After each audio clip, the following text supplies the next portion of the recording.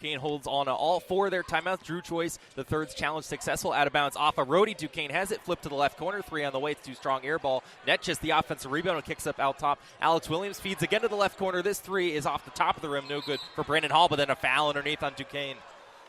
Yeah, and once again, ITJ really battling down there. We've seen him, been do-si-do to the floor a couple of times on – in trench work and rebounding, first by David Dixon, that time by Netjes. But you got to give him credit. He's coming into this game with a bulky back, and he's throwing that back and that body around everywhere and giving Rhode Island opportunities to either maintain or turn possession of the ball, and he does again there. Netjes now 2 fouls. Hughley, the 4th, will take his place. Duquesne has missed their last 9 shots. They haven't hit one in 7 minutes.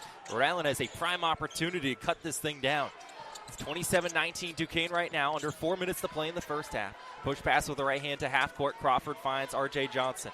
At the edge of the A10 50th anniversary logo. Swing with the right hand. Cochran to 3. He has 3 of them already. Make it number 4.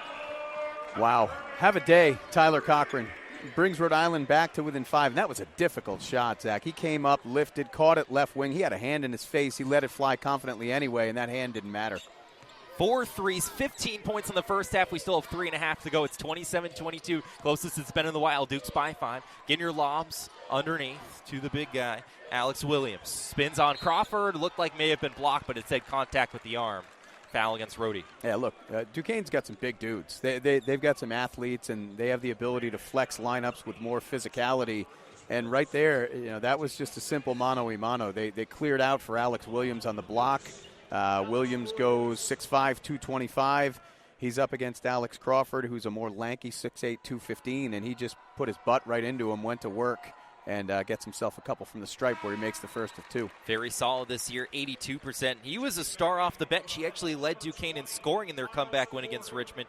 Off the bench, 22 points in 30 minutes. Yeah, we talked about it. He was insane. He hit 3 straight threes. He had several big buckets for them down the stretch. He was really one of the guys that unlocked what they needed to offensively and got him back in that game. Made the first. Chance to make it a 3-possession lead with a second make, and he gets it. 29-22. That puts him at 10 points in the first half. Yep, Arch playing Corey and Johnson together as Corey re-enters the game. And, Corey's a better pest defensively than Johnson is. Duquesne going zone here on this possession. 7-point Duquesne lead, bounce to the corner. Corey had some space. He'll drive the baseline, flip to the right side corner. Cochran again from 3, and another make. That's 5 in the first half for Tyler Cochran. Why not? Great dribble drive by Corey. Got baseline. You never want to get beaten baseline if you're a defense. Corey had his eyes up the entire way, found his teammate drifting to the corner, and Cochran made it count. 18 points, 5 threes in 14 minutes on the floor. Hughley, the 4th, puts it down, holds it up high. He's defended by Atijere. Biggs going out of here. 2:40 to play in the first half. Rhody has cut it to 4. Hall bounce feed to the baseline. Alex Williams pulls up in traffic. Why not? Too strong. Rebound. Hinton was there. Cochran able to get on top of it for Rhody. They're on the move. Diagonal lead, left side, extra feed to the trailer. Jonah Hinton drives, has a 3 earlier in this half. It's ripped right away, though, by Alex Williams. Getting it done on both ends. Ginyard stops the left side wing and resets the offense. Just not Jonah's game. Jonah cannot take a player with that athletic ability on in a matchup of physicality down low. It's tough. He doesn't have the hands yet. Easy strip. Ginyard up top at the half-court logo. Heels just past the center circle. Cochran comes up to play defense. Itijere double teaming onto him. 2 minutes left to go till halftime.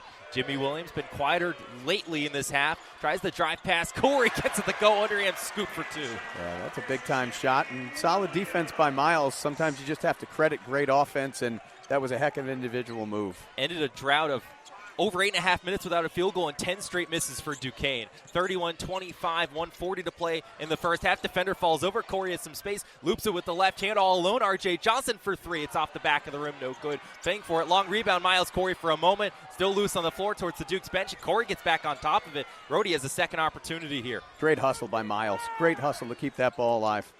81 seconds left till halftime. Down by 2 possessions at 6. Rhode Island has not had a lead in this game.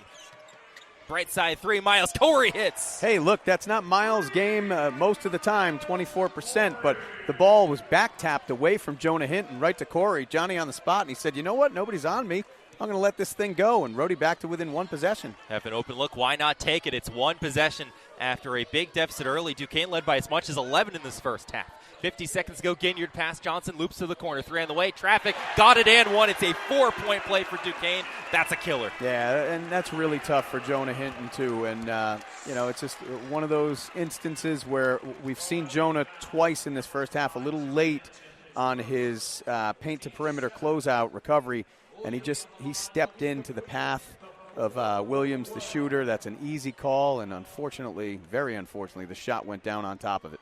Jimmy Williams now with 12 points. He has 1 from the free throw line. Back iron, no good. That was his first effort today, but a foul on Duquesne underneath at the end of it. Jimmy Williams, big response. Rhody cuts it to as close as it's been in a while. Give a play like that, that's tough, especially this late in the half. Yeah, fortunately, that ball back rims, and you got to give Hinton credit. He didn't hang his head after, what was a tough play against him and basically just being in an area that he didn't want to or need to be. He went in, elevated for that rebound, got absolutely creamed, but was able to collect the foul call, and it'll be Rhody back the other way. About 16 seconds separates the clocks here in this first half. So we're under 40 to play. Cochran drives up the right side, stripped on the way up by Tijre, cleans it up, and he's knocked on the way there by Hughley. By the way, that last foul, if the missed free throw, was by Williams.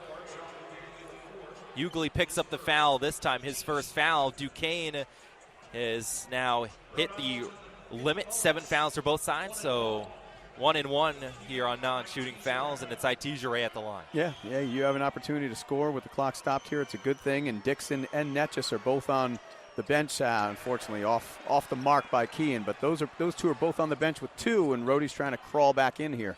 34-28, timeout. Drew Joyce, the 30, wants to talk this thing over before halftime in a 6-point game. 34-28, 28.5 seconds left. We'll keep it here live. Duquesne missed 10 shots in a row, but they've made their last 2, and that's what's kept them afloat.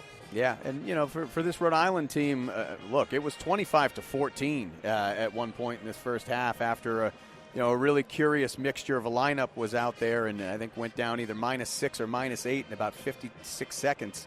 But credit Rhode Island. They have continued to, grind away and get back into this. Their defense has been better as the half has gone on. They've done a better job keeping Duquesne off the offensive glass and limiting second chance points as the half has worn. And they've really been able to hang despite Jameer Tripp.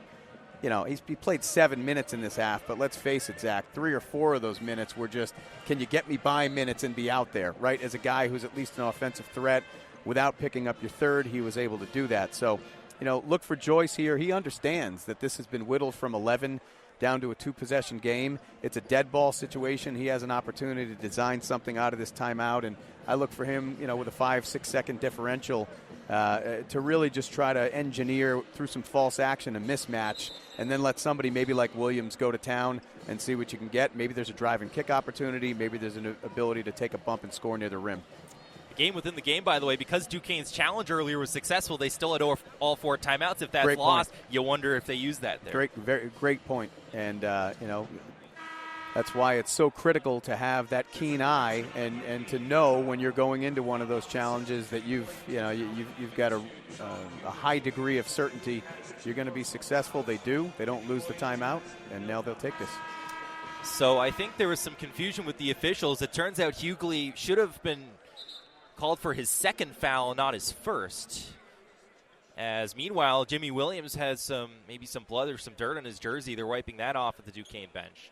A lot of confusion here, but it looks like both teams are breaking the timeout. Now, I think it was the one off the missed free throw that was called on Jimmy Williams, who, again, he missed. I think that one was on Hughley. Should have been on Hughley, yep. Correction is made, and Big Hughley will stay out there with 2.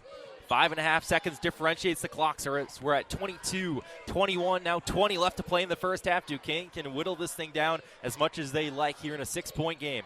Yep. Looking for a mismatch via the weave.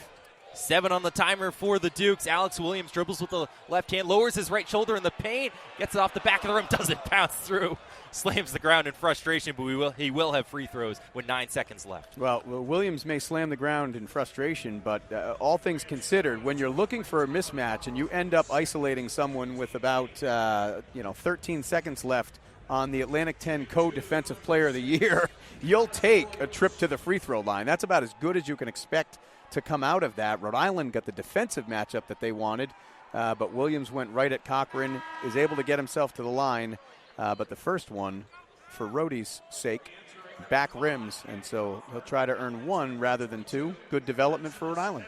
Edwards and Hall check back in for Hughley and Jimmy Williams. Alex Williams missed his first here after making 2 earlier. Talk about the differences. Duquesne not great, 5 of 10 from the free throw line. Rhody's just 1 of 5.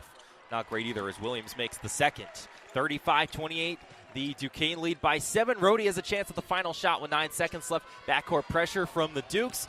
Cam Crawford defending the left hip of R.J. Johnson, who's knocked down. They call it a travel, and Duquesne will get it with 4 seconds left. Look, R.J. doesn't like it, but he was trying to sell the foul call all the way down the floor, and the ref wasn't buying it. And then he actually tripped and fell. But I think because he was clearly trying to manufacture the contact, he didn't get the benefit of the call. I also think right there, you got to put the ball in Miles Corey's hands, right? He's your most fast and fluid guard. See if he can get, from 10 to 10. Instead, that's a tough road for R.J. Edwards inbounds to Ginyard. 2 seconds left. Pulls out deep 3. Doesn't bank in. Edwards touch at the horn. Doesn't go anyways. Not sure it would have been in time. And that'll do it for the first 20 minutes. It's been all Duquesne in the first half, despite only making 2 of their last 13 shots. Your score after the first 20 minutes from PPG Paints Arena in Pittsburgh. Duquesne 35 and Rhode Island 28. Back with halftime coverage next. You're listening to Rhody Basketball from Learfield.